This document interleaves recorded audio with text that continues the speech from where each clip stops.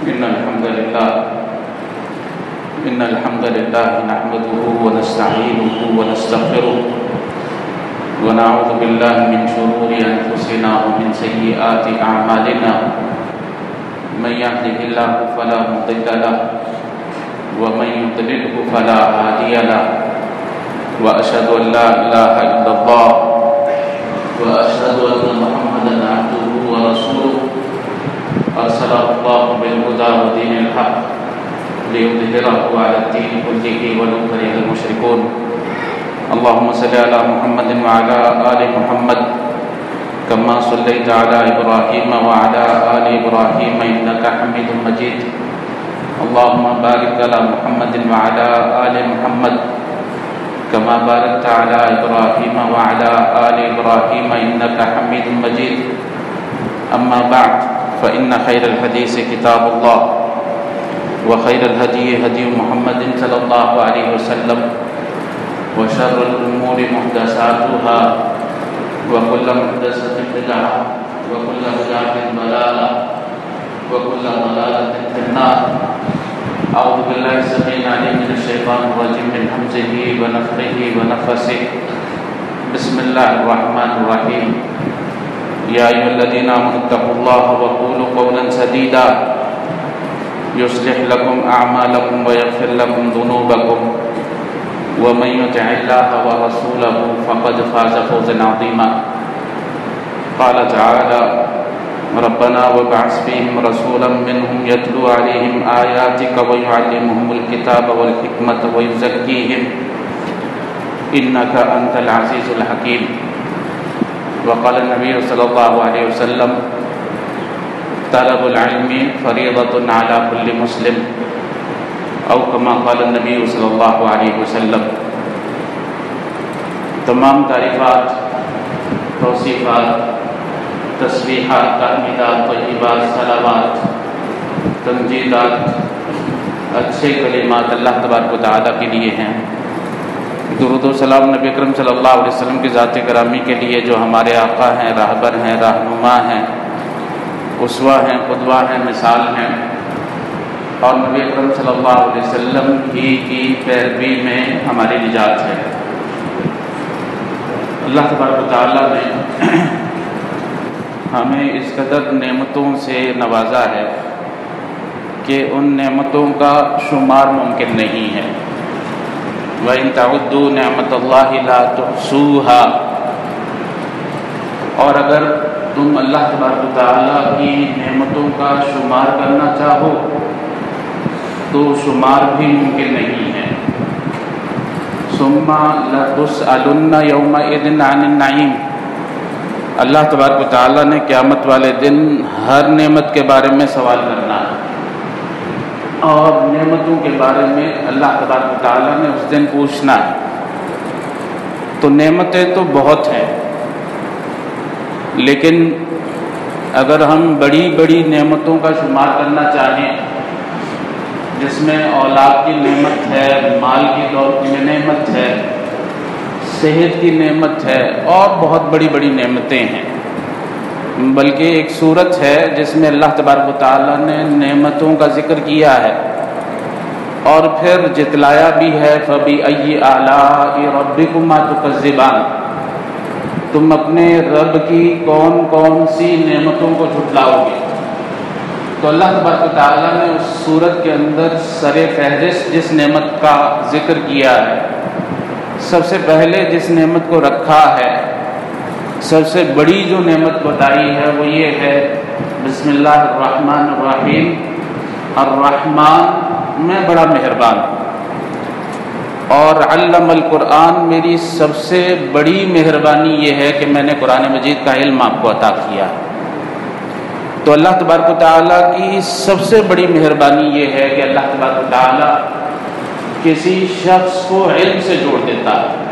یہ اللہ تبارک و تعالیٰ کی سب سے بڑی مہربانی ہے، اس سے بڑی مہربانی کوئی نہیں ہے، بلکہ یہ وہ مہربانی ہے، یہ وہ نعمت ہے جس کو ہر نعمت سے پہلے حاصل کرنا ضروری ہے۔ بلکہ یوں کہا جا سکتا ہے کہ یہ توحید سے پہلے بھی علم ضروری ہے۔ یعنی اللہ تبارک و تعالیٰ کی وحدانیت سے پہلے بھی علم کا ہونا ضروری ہے۔ قرآن مجید میں یہ آیت موجود ہے، فَعْلَمْ، جان لیجئے، علم حاصل کیجئے، أَنَّهُ لَا إِلَٰهَ إِلَّا اللَّهُ، کہ بے شک اللہ تبارک و تعالیٰ کے علاوہ کوئی معبود نہیں ہے، یعنی توحید سے پہلے علم ہے۔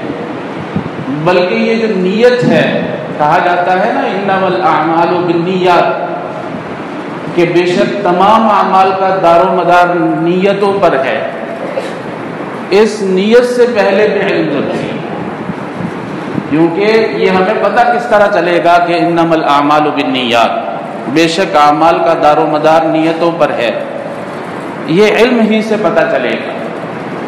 تو ہر سوچ سے پہلے علم ہونا چاہیے کہ آپ کی سوچ صحیح ہے یا غلط ہے، ہر جو ہے وہ بات سے پہلے علم ہونا چاہیے، ہر عمل سے پہلے علم ہونا چاہیے۔ شاہد اللہ انہ لا الہ الا ہو والملائکہ واولو العلم قائما بالقسط، بے شک گواہی ہے اللہ تبارک و تعالیٰ کی طرف سے کہ اللہ تبارک و تعالیٰ کے علاوہ کوئی معبود نہیں ہے، اور یہ گواہی فرشتوں کی طرف سے بھی ہے، اور یہ قسط کے ساتھ، یہاں پر جو لفظ قسط استعمال کیا گیا ہے یہ عدل کے معنی میں ہے، اور عدل کا مطلب یہ ہوتا ہے وضع الشیء فی محلہ، جو بھی جس چیز کا مقام ہے اس مقام پر اس چیز کو رکھنا عدل کہلاتا ہے،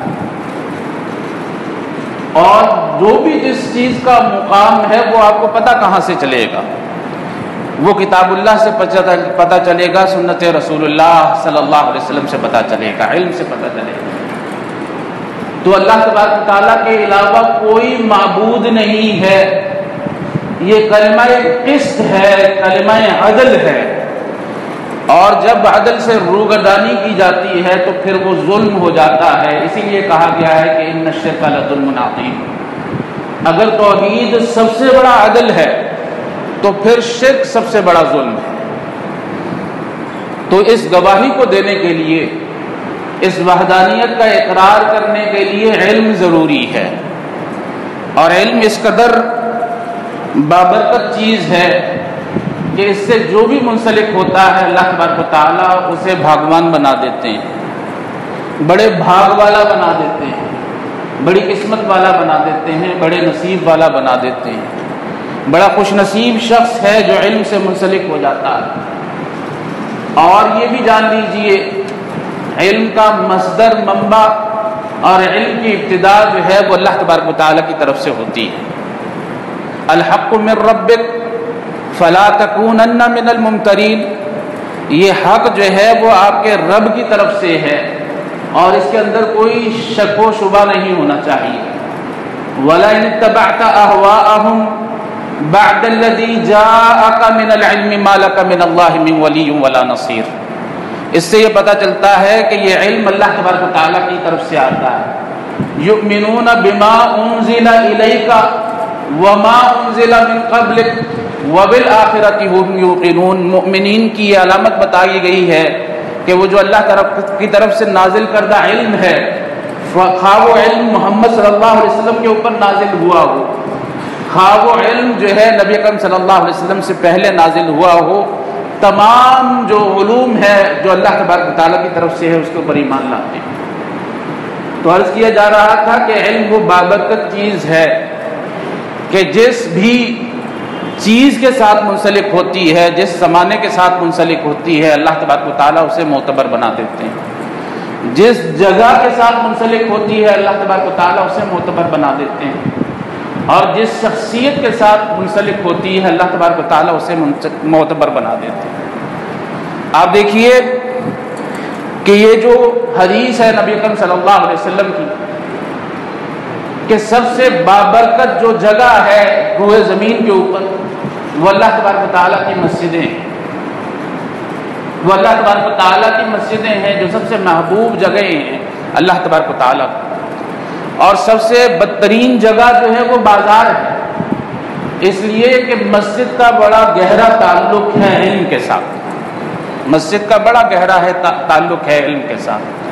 وَمَجْتَمَعَ قَوْمٌ فِي بَيْتٍ مِّن بُيُوتِ اللَّهِ يَتْلُونَ كِتَابَ اللَّهِ وَيَتَدَارَسُونَهُ إِلَّا نَزَلَتْ عَلَيْهِمُ السَّكِينَةُ وَغَشِيَتْهُمُ الرَّحْمَةُ وَحَفَّتْهُمُ الْمَلَائِكَةُ۔ کوئی بھی قوم اللہ تبارک و تعالیٰ کی مسجدوں میں سے کسی مسجد کے اندر جمع ہوتی ہے، اللہ کی قسم یہ بڑا خوبصورت منظر ہے۔ یہ جو طالب علم بیٹھے ہیں اس سے خوبصورت منظر جو ہے کوئی نہیں، اس لیے کہ اس منظر کو اللہ تبارک و تعالیٰ بڑی محبت سے دیکھتے ہیں۔ اللہ تبارک و تعالیٰ کی رحمت بہت زیادہ متوجہ ہوتی ہے ان طالب علموں کی طرف۔ وَمَجْتَمَعَ قَوْمٌ، کوئی بھی قوم جو ہے جمع ہوتی ہے، فی بیت من بیوت اللہ، اللہ تبارک و تعالیٰ کے گھروں میں سے کسی گھر کے اندر، کرتی کیا ہے؟ یتلون کتاب اللہ، وہ اللہ تبارک و تعالیٰ کی کتاب کی تلاوت کرتی ہے، وَيَتَدَارَسُونَهُ، اور پڑھتی اور پڑھاتی ہے، سنتی اور سناتی ہے۔ تدارس جو ہے دو طرفہ عمل کو کہا جاتا ہے، میں آپ کو پڑھاؤں آپ مجھے پڑھائیں، اسے تدارس کہا جاتا ہے۔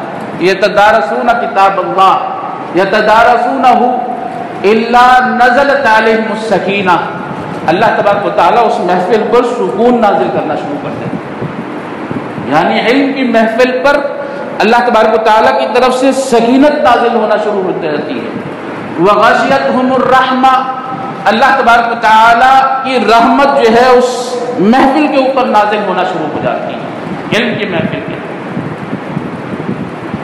وحفتہم الملائکہ، اور یہ وہ محفل ہے جہاں پر فرشتے بھی بیٹھنا اپنی سعادت جو ہے سمجھتے ہیں، اور اس محفل کو وہ گھیر لیتے ہیں۔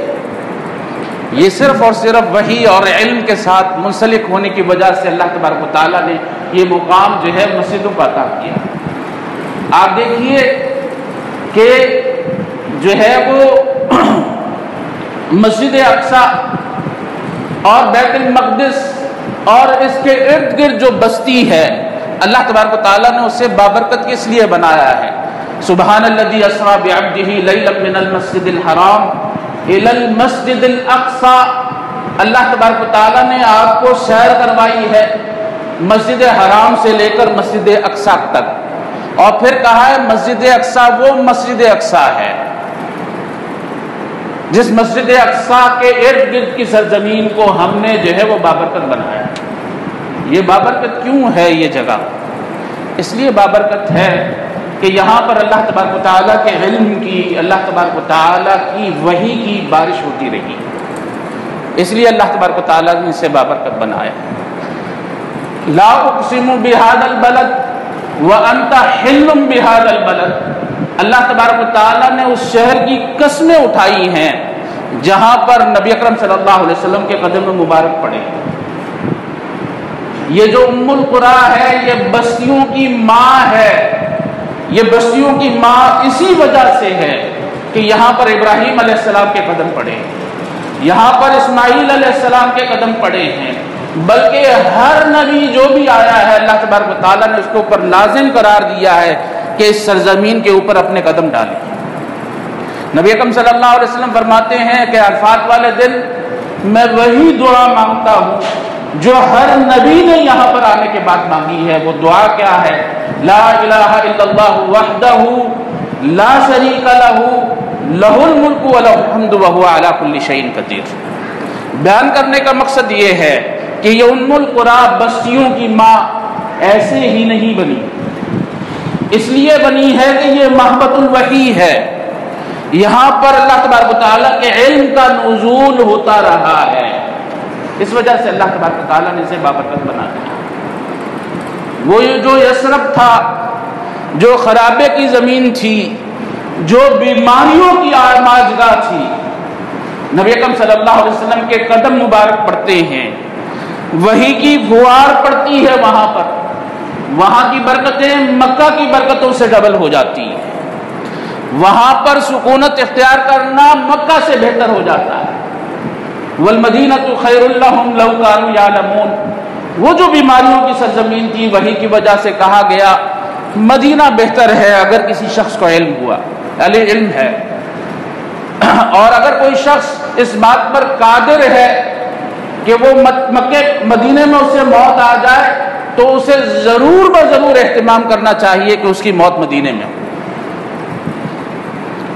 یہ اللہ تبارک و تعالیٰ نے بیماریوں کی سرزمین کو اللہ تبارک و تعالیٰ نے مدینۃ الرسول اس لیے بنایا کہ جب رسول اللہ صلی اللہ علیہ وسلم کے قدم مبارک پڑے، اور اللہ تبارک و تعالیٰ نے اس زمانے کو معتبر بنا دیا ہے جو زمانہ جو ہے علم کے ساتھ منسلک ہو جاتا ہے، جو وقت علم کے ساتھ منسلک ہو جاتا ہے۔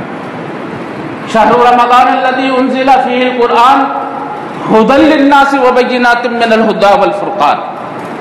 رمضان بڑا بابرکت مہینہ ہے، اس لیے بابرکت مہینہ ہے کہ اس کے اندر قرآن مجید نازل ہوا، اس کے اندر وحی نازل ہوئی ہے، اس کے اندر علم کا نزول ہوا ہے، ھدی للناس جو ہدایت ہے لوگوں کے لیے، وبینات من الھدی، اور علم کا یہ جو ہے وہ لازمی عنصر ہے کہ اس کے اندر دلائل ہوتے ہیں ہدایت کے، والفرقان، اور علم سے ہی آپ حق و باطل کے درمیان میں فرق کر سکتے ہیں۔ حق کیا ہے، باطل کیا ہے، یہ آپ کو علم ہی بتاتا ہے۔ تو اللہ تبارک و تعالیٰ نے رمضان کو بابرکت علم کی وجہ سے بنایا، بلکہ محدثین یہ کہتے ہیں، مفسرین یہ کہتے ہیں، یہ رمضان اس لیے بابرکت ہے کہ اسی کے اندر تورات نازل ہوئی ہے، اسی مہینے کے اندر زبور نازل ہوئی ہے، اسی مہینے کے اندر انجیل نازل ہوئی ہے، اور قرآن مجید کے نزول کا تو کوئی شک و شبہ ہے ہی نہیں۔ اور قرآن مجید جس رات نازل ہوا ہے، انا انزلناہ فی لیلۃ القدر، یہ علم کی وجہ سے، صرف علم کی وجہ سے اللہ تبارک و تعالیٰ نے اس رات کو 1000 راتوں سے بہتر بنا دیا، 1000 راتوں سے بہتر بنا دیا۔ جب یہ کسی بھی جگہ پر اس قدر اثر انداز ہو سکتا ہے، اسے بابرکت بنا سکتا ہے، کسی بھی وقت اور زمانے کو معتبر بنا سکتا ہے، تو تصور کیجئے کہ وہ لوگ جو علم کے ساتھ منسلک ہو جاتے ہیں ان کا کیا اعتبار ہے اللہ تبارک و تعالیٰ کا، ان کا کیا مقام ہے اللہ تبارک و تعالیٰ کے، ان کی کیا حیثیت ہوگی اللہ تبارک و تعالیٰ کی۔ فرشتے تو بہت ہیں، وَمَا يَعْلَمُ جُنُودَ رَبِّكَ إِلَّا هُوَ، فرشتے بذات خود بھی نہیں جانتے کہ ہم کتنے ہیں، اللہ تبارک و تعالیٰ ہی جانتا ہے کہ فرشتوں کی تعداد کتنی ہے۔ لیکن امام الملائکہ، فرشتوں کے سردار، اس کو کون نہیں جانتا، اس کو کون نہیں جانتا۔ من کان عدوا لجبریل فإنہ نزلہ علی قلبک بإذن اللہ، جبرائیل سے دشمنی کرتے ہو، جبرائیل تو وہ معتبر شخصیت ہے، وہ معتبر شخصیت ہے کہ اللہ تبارک و تعالیٰ سے علم لیتے ہیں اور قلب محمد صلی اللہ علیہ وسلم کے اوپر نازل کرتے ہیں۔ من کان عدوا للہ وملائکتہ وجبریل ومیکال، اللہ تبارک و تعالیٰ نے جبرائیل کی دشمنی کو سارے ایمان والوں کی دشمنی بنا دیا ہے اور اپنی دشمنی قرار دے دیا ہے۔ تنزل الملائکۃ والروح فیہا بإذن ربہم من کل امر۔ ام ایمن نبی اکرم صلی اللہ علیہ وسلم کی وفات کے بعد حضرت ابوبکر ان سے ملنے جاتے ہیں، کیونکہ نبی اکرم صلی اللہ علیہ وسلم ملنے جایا کرتے ہیں، حضرت عمر کو ساتھ لے لیتے ہیں۔ ام ایمن وہ شخصیت ہیں کہ نبی اکرم صلی اللہ علیہ وسلم کو ایک دفعہ کہا مجھے پانی پلائیے، حضرت عائشہ کو غصہ آ گیا، کہا نبی اکرم صلی اللہ علیہ وسلم کو حکم دیتی ہو، کہا ہاں میرا حق بنتا ہے۔ یہ وہ شخصیت ہے جنہوں نے نبی اکرم صلی اللہ علیہ وسلم کو پالا تھا۔ نبی اکرم صلی اللہ علیہ وسلم نے کہا ام ایمن بالکل صحیح کہتی ہیں، اور نبی اکرم صلی اللہ علیہ وسلم نے اٹھ کر ام ایمن کو پانی پیش کی۔ یہ ہے ام ایمن۔ یہ ہے امن۔ تو حضرت ابو بکر کو دیکھتی ہیں، حضرت عمر کو دیکھتی ہیں، دھاڑے مار کر رونا شروع کرتی ہیں۔ شیخین یہ سمجھتے ہیں کہ شاید نبی اکرم صلی اللہ علیہ وسلم کی وفات پر رو رہی ہے، تعلق ہی ایسا تھا۔ کہتی ہیں اما جان، آپ جانتی ہیں نبی اکرم صلی اللہ علیہ وسلم بہتر حالت میں ہے، وَلَلْآخِرَةُ خَيْرٌ لَكَ مِنَ الْأُولَىٰ، نبی اکرم صلی اللہ علیہ وسلم کا ہر آنے والا لمحہ پچھلے لمحات سے بہتر ہوتا ہے۔ یہ جس قدر ترقی، جس قدر جو ہے وہ عظمت اللہ تبارک و تعالیٰ نے نبی اکرم صلی اللہ علیہ وسلم کو دی ہے، کسی کو نہیں دی ہے، کسی کو نہیں دی۔ کہا آپ جانتی ہیں نبی اکرم صلی اللہ علیہ وسلم بہتر حالت میں، کہا میں اس وجہ سے نہیں رو رہی کہ نبی اکرم صلی اللہ علیہ وسلم جو ہے وفات پا گئے ہیں، مجھے معلوم ہے وہ بہتر حالت میں، میں تو اس لیے رو رہی ہوں کہ نبی اکرم صلی اللہ علیہ وسلم کے فوت ہونے سے جبرائیل کا آنا رک گیا۔ جبرائیل کا آنا کوئی معمولی بات نہیں، جبرائیل جب آتا ہے تو اس کے ساتھ ساتھ اللہ تبارک و تعالیٰ کی رحمتیں نازل ہوتی ہیں۔ یہ علم کے ساتھ منسلک ہونے کا جو ہے وہ یہ ہو ہی نہیں سکتا کہ انسان علم کے ساتھ منسلک ہو جائے اور رحمتیں اس کے ساتھ ساتھ نہ چلتی، یہ ہو ہی نہیں سکتا۔ تنزل الملائکۃ والروح فیہا باذن ربہم من کل امر سلام ہی حتی مطلع الفجر، بابرکت فرشتوں کا نازل ہونا لیلۃ القدر میں اس کا تو اعتبار ہے ہی، لیکن سب سے بڑا اعتبار یہ ہے کہ اس دن روح الامین بھی نازل ہوتے ہیں اس سرزمین میں۔ تو یہ اللہ تبارک و تعالیٰ اس شخص کو معتبر بنا دیتے ہیں جو علم کے ساتھ منسلک ہو جاتا ہے۔ اور پھر تلک الرسل فضلنا بعضهم على بعض منهم من کلم اللہ، یہ رسولوں کا مقابلہ کسی بھی امتی سے ہے ہی نہیں۔ اللہ کی قسم وہ نبی بھی آئے گا جس کا ایک ماننے والا بھی نہیں، لیکن وہ نبی ابو بکر سے افضل ہے، عمر سے افضل ہے، عثمان سے افضل ہے، علی سے افضل ہے، عشرہ مبشرہ سے افضل ہے، سارے صحابہ سے افضل ہے۔ پوری امت محمدی ایک طرف ہے، وہ نبی جس نبی کو ایک بھی ماننے والا نہیں ہے وہ ایک طرف ہے۔ یہ شان کس لیے ہے؟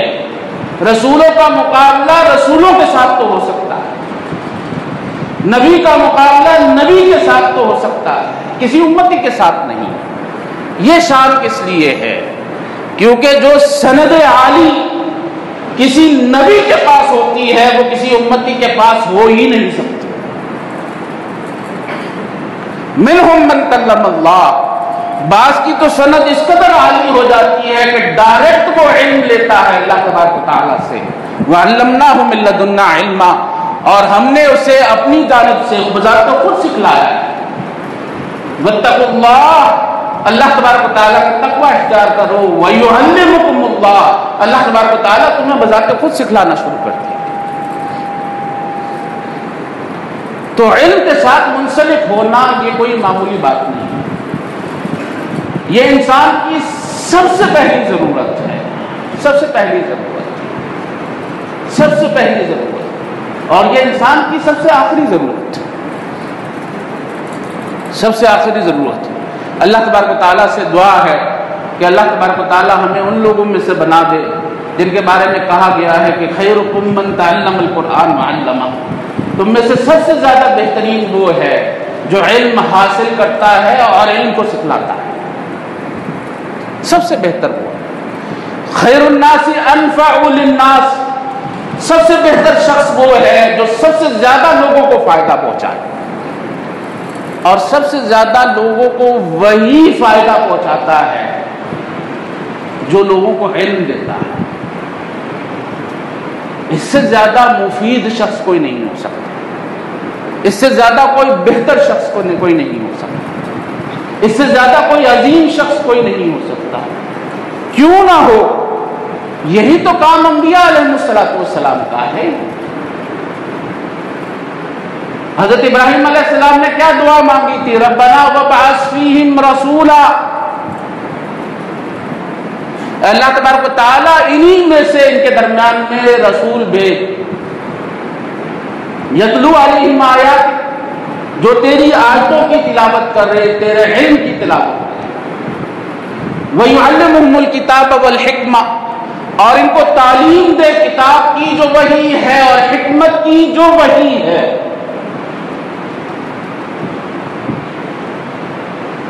وَمَا يَنطِقُ عَنِ الْهَوَىٰ إِنْ هُوَ إِلَّا وَحْيٌ يُوحَىٰ لِتُبَيِّنَ لِلنَّاسِ مَا نُزِّلَ إِلَيْهِمْ، ہمارے نزدیک جو ہے قرآن بھی اللہ تبارک و تعالیٰ کی وحی ہے اور حدیث بھی اللہ تبارک و تعالیٰ کی وحی ہے۔ اور علم کسی کی مرضی کا نام نہیں ہے، علم کسی کی مرضی کا نام نہیں ہے، علم وہ ہے جو اللہ تبارک و تعالیٰ کی طرف سے ہے۔ اللہ کی قسم علم تو نبی کی مرضی کا نام بھی نہیں ہے۔ بعض لوگ جو ہے لوگوں کو گمراہ کرتے پھرتے ہیں، ہاں جی، کتاب اللہ اور سنت رسول اللہ صلی اللہ علیہ وسلم سے الگ راستہ لیتے ہیں۔ نبی بھی رہنمائی علم سے لیتا ہے، اور جہاں پر نبی کا یہ خاصہ ہوتا ہے کہ اللہ تبارک و تعالیٰ اس کو علم سے دائیں بائیں ہونے نہیں دیتا، اگر تھوڑا سا بھی آگے پیچھے ہو جائے فوراً تنبیہ آتی ہے، ایک لمحے سے پہلے خبردار کیا جاتا ہے۔ یہ اعجاز ہے کسی نبی کا، اور کسی بھی شخص کا جو ہے یہ اعجاز نہیں ہے۔ اس لیے اگر حجت ہے، اگر دلیل ہے، تو وہ نبی کی بات ہے، کیونکہ نبی کو تھوڑا سا بھی دائیں بائیں ہونے نہیں دیا جاتا۔ کہا وَلَا تَقْرَبَا هَٰذِهِ الشَّجَرَةَ فَتَكُونَا مِنَ الظَّالِمِينَ، یہ علم ہے اللہ تبارک و تعالیٰ کی طرف سے جو آدم کو دیا گیا کہ اس درخت کے پاس نہیں جانا، اگر جاؤ گے تو ظالموں میں سے ہو جاؤ۔ علم سے روگردانی ہوئی ہمارے بابا سے بھی، ہماری ماں سے بھی، تو کیا اللہ تبارک و تعالیٰ نے گوارا کر لیا؟ اس وقت حضرت آدم سے بڑا اللہ تبارک و تعالیٰ کا ولی کون تھا؟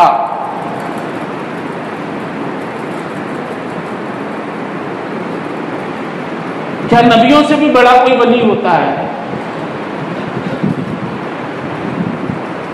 لیکن علم سے ہٹے، فوراً تنبیہ آ گئی۔ حضرت یونس صلی اللہ علیہ وسلم نے علم کو ترک کیا، فوراً وحی آ گئی۔ نبی اکرم صلی اللہ علیہ وسلم نے کہا میں نے شہد نہیں کھانا، کہا یا ایھا النبی لم تحرم ما احل اللہ، اے نبی یہ تو ہم نے تمہیں اختیار نہیں دیا کہ تم اپنی مرضی بتاؤ، تمہیں تو یہ پابند کیا ہے کہ تم نے بتانا ہے صرف ہماری مرضی، جو وحی ہے اس کے مطابق آپ نے بتانا ہے۔ یا ایھا النبی، اے نبی، لم تحرم ما احل اللہ، آپ اس چیز کو کیسے حرام کر سکتے ہیں جس کو اللہ تبارک و تعالیٰ نے حلال کیا ہے؟ یہ علم ہے، اس کی نسبت اللہ تبارک و تعالیٰ کی طرف ہے، یہ اللہ تبارک و تعالیٰ کی صفت ہے، یہ اللہ تبارک و تعالیٰ کا کلام ہے۔ اور جتنی گمراہی ہے دنیا کے اندر وہ علم کو چھوڑ دینے کی وجہ سے ہے، روگردانی کی وجہ سے۔ اللہ تبارک و تعالیٰ سے دعا ہے کہ اللہ تبارک و تعالیٰ علم ہی کے ساتھ ہمیں منسلک رکھے، کتاب اللہ اور سنت رسول اللہ صلی اللہ علیہ وسلم سے رہنمائی حاصل کرنے کی توفیق عطا فرمائے۔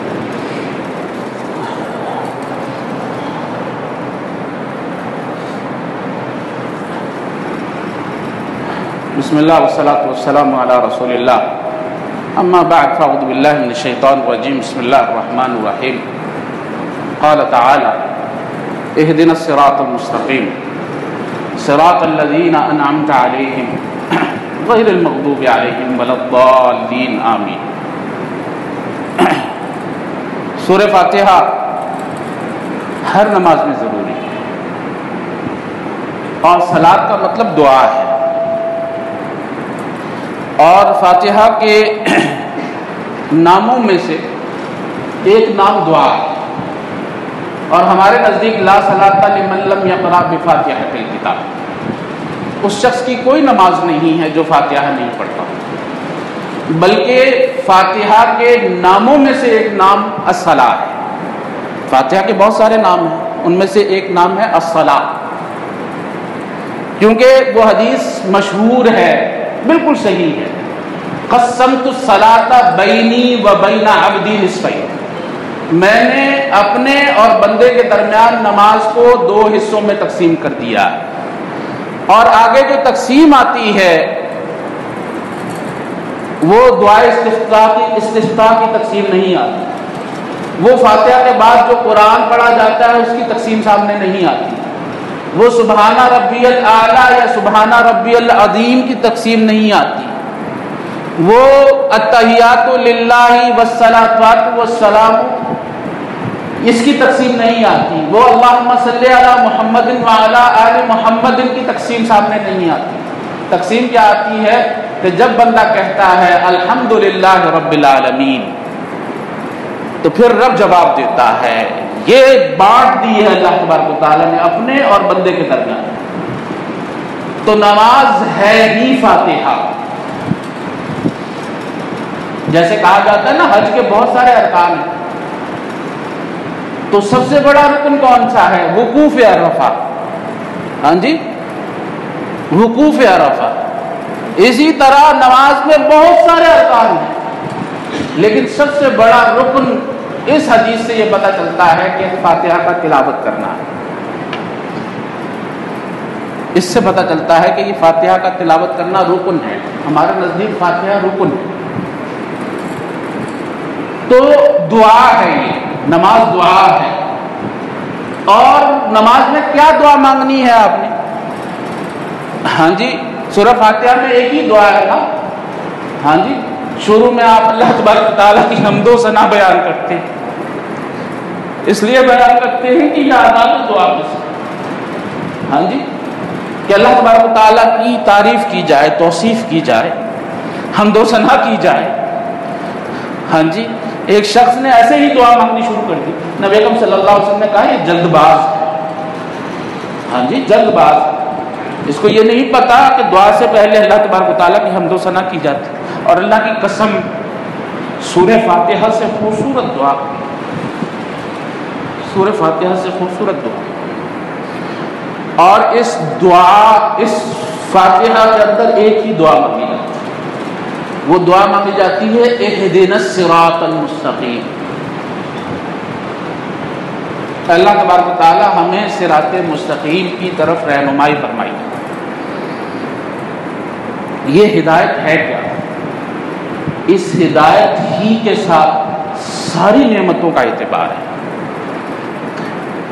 آپ کی اولاد آپ کے لیے فتنہ ہے، لیکن اگر ہدایت ہے تو وہ نعمت ہے، صدقہ جاریہ ہے۔ آپ کا مال آپ کے لیے فتنہ ہے، اگر ہدایت ہے تو وہ پھر آپ کے لیے صدقہ جاریہ ہے۔ عورت سب سے بڑا فتنہ ہے، ہاں جی، لیکن اس ہدایت کے ساتھ منسلک ہو جائے تو سب سے بڑی نعمت۔ کہا گیا ہے نا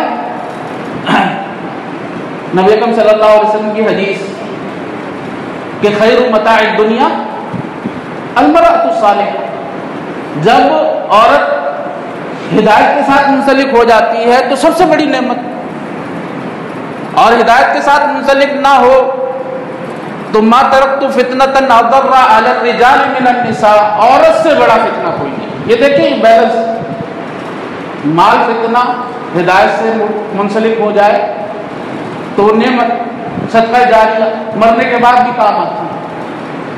اولاد فتنہ، باعث عذاب دنیا کے اندر بھی آخرت کے اندر بھی۔ فلا تعجبک اموالهم ولا اولادهم انما يريد الله آپ نبی اکرم صلی اللہ علیہ وسلم ان کی اولاد کو دیکھ کر، ان کے مال کو دیکھ کر حسرت میں مبتلا نہ ہوں، تعجب نہ کریں۔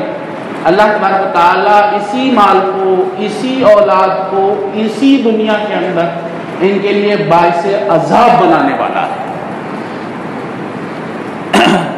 یہ اولاد اور یہ مال باعث عذاب بن جاتا ہے جب ہدایت کے ساتھ مل سکتی ہے۔ ہدایت مانگتے ہیں۔ ہدایت کیا ہے؟ ہدایت کی دو قسمیں ہیں، ایک ہدایت ارشاد ہے اور ہدایت توفیق ہے۔ ہدایت ارشاد علم کا حاصل کرنا ہے، ہدایت توفیق اس علم پر عمل کرنا ہے۔ دنیا میں جتنی گمراہی ہے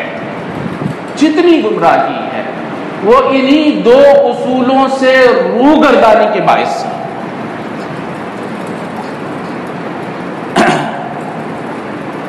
انسان جب وحی سے روگردانی کرتا ہے، بھلا اپنے آپ کو کتنا ہی وہ اچھا کرے، یہ جتنے جو مذاہب ہیں دنیا کے، جتنے دین ہیں، وہ سارے کے سارے علم سے روگردانی کرنے کی وجہ سے وجود میں آئے ہیں۔ فَإِنَّ أَحْسَنَ الْحَدِيثِ كِتَابُ اللَّهِ، سب سے خوبصورت بات اللہ تبارک و تعالیٰ کی کتاب ہے جو وحی ہے۔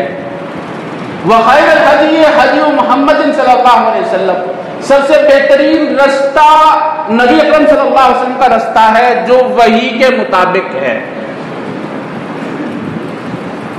وَشَرَّ الْأُمُورِ مُحْدَثَاتُهَا، اور سب سے بدترین چیز وہ ہے جسے گھڑ لیا جاتا ہے، اپنی طرف سے بنا لیا جاتا ہے، خواہ ہندوازم ہو، خواہ بت مت ہو، خواہ یہودیت ہو، خواہ نصرانیت ہو، جتنے بھی ادیان ہیں، مسلمانوں میں جتنے بھی باطل فرقے ہیں، ان سب کی بنیاد ایک ہے، وہ یہ ہے کہ وحی کو چھوڑ دینا، جو خود کو اچھا لگ رہا ہے اسے دین سمجھ لینا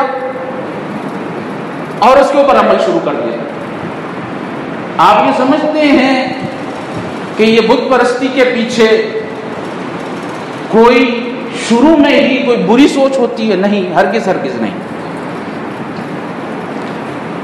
لا تذرن آلہتکم ولا تذرن ودا ولا سواعا ولا یغوث ویعوق ونسرا، یہ 5 اللہ کے ولی ہیں جو اللہ کے ولی بتوں میں تبدیل ہو گئے۔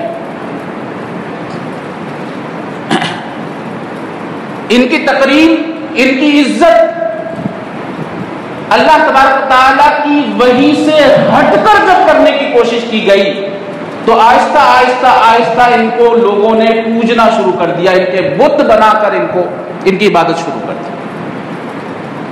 اس طرح ہر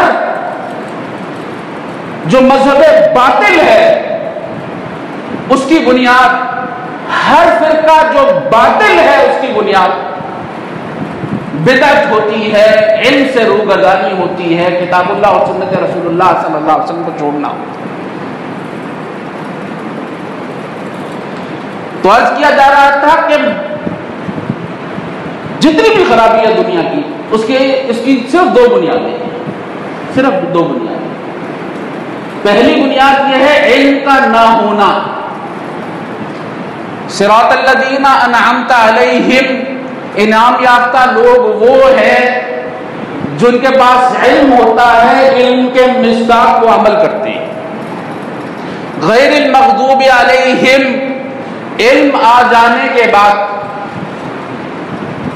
سمجھ لینے کے بعد حسد کی بنا پر علم کا انکار کر دینا، اس کو چھوڑ دینا، جس طرح یہودیوں نے چھوڑا، یعرفونہ کما یعرفون ابناءہم، یہ نبی اکرم صلی اللہ علیہ وسلم کو اس طرح پہچانتے ہیں جس طرح لوگ اپنے بیٹوں کو پہچانتے ہیں، یعنی وہ جانتے ہیں کہ نبی اکرم صلی اللہ علیہ وسلم سچے نبی ہیں۔ یہ علم کتاب اللہ اور سنت رسول اللہ صلی اللہ علیہ وسلم عین وحی ہے، لیکن اس کے باوجود جو ہے وہ اس کو چھوڑ دیتے ہیں۔ ام یحسدون الناس علی ما آتاہم اللہ من فضل، وہ لوگوں سے حسد کرتے ہیں کہ ان کو کیوں اللہ تبارک و تعالیٰ نے نبی بنا دیا ہے، نبی بنی اسماعیل میں سے کیوں آیا ہے، نبی جو ہے بنی اسحاق میں سے کیوں نہیں آیا، بنی اسرائیل میں سے کیوں نہیں آیا۔ تعصب کی بنا پر آپ دنیا میں دیکھیں گے، ان کو پتہ ہوتا ہے جو اگلے والا بات کر رہا ہے وہ بالکل صحیح کر رہا ہے، وحی کے مطابق کر رہا ہے، لیکن وہ حسد کی بنا پر، تعصب کی بنا پر، اپنے آباء و اجداد کی پیروی کی بنا پر اس علم کو پیچھے دھکیل دیتے ہیں، اور یہ اللہ تبارک و تعالیٰ کے غضب کا باعث بنتی ہے۔ تو گمراہی کا پہلا سبب علم آ جانے کے بعد اس کے اوپر عمل نہ کرنا، اس سے روگردانی کرنا، یہ وجہ ہوتی ہے گمراہ ہونے کی۔ وَلَضَّالِّينَ، اور بعض لوگ گمراہ اس وجہ سے ہوتے ہیں کہ ان کے پاس علم ہوتا ہی نہیں ہے، جس طرح عیسائیوں کے پاس علم ہے۔ تو علم اس قدر ضروری ہے کہ علم حاصل کرنا بھی طلب العلم فریضۃ علی کل مسلم، ہر مسلمان پر علم حاصل کرنا بھی فرض ہے، اور اس کے مصداق عمل کرنا بھی فرض ہے۔ اللہ تبارک و تعالیٰ سے دعا ہے کہ اللہ تبارک و تعالیٰ ہمیں علم کی اہمیت کو جاننے کی توفیق عطا فرمائے۔ اللہ تبارک و تعالیٰ جو بھی علم سے منسلک لوگ ہیں، اللہ تبارک و تعالیٰ ان کا دست و بازو ہمیں بنا دے، اللہ تبارک و تعالیٰ ان لوگوں میں سے بنا دے۔ خیرکم من تعلم القرآن وعلمہ، تم میں سے سب سے زیادہ بہترین وہ لوگ ہیں جو علم حاصل کرتے ہیں اور علم کو سکھلاتے ہیں۔ اللہ تبارک و تعالیٰ ہمیں بھی علم سے جو ہے روشناس کر دے، ہماری اولادوں کو بھی علم سے روشناس کر دے، اور اللہ تبارک و تعالیٰ ہماری اولادوں میں وجعلنا للمتقین اماما، ہاں جی، اللہ تبارک و تعالیٰ ہماری اولادوں میں یہ سلسلہ جاری اور ساری رکھ دے۔ سبحان ربک رب العزت عما یصفون وسلام علی المرسلین والحمد للہ رب العالمین۔